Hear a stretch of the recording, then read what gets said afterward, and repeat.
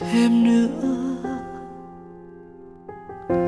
Đã có lúc anh mong ngừng thời gian trôi, để những dấu yêu sẽ không phải mơ.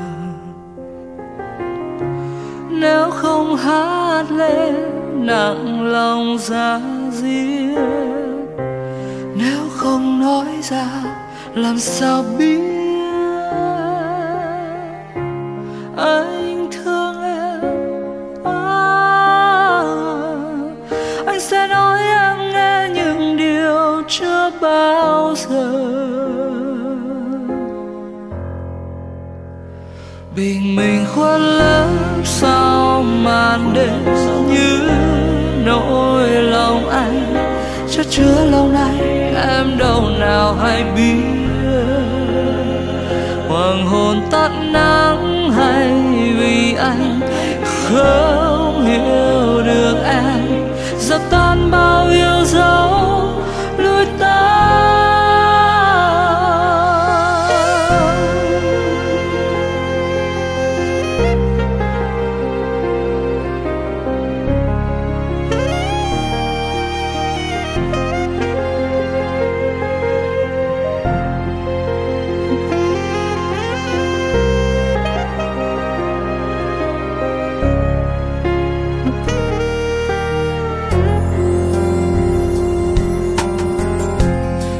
Tiếng hát nghe sao lòng nhẹ cơn sầu, dẫu có chút vui chút ân tình chôn giấu.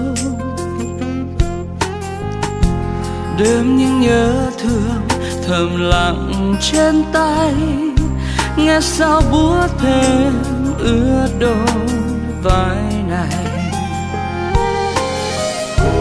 Nếu không hát lên nặng lòng ra riêng, nếu không nói ra làm sao biết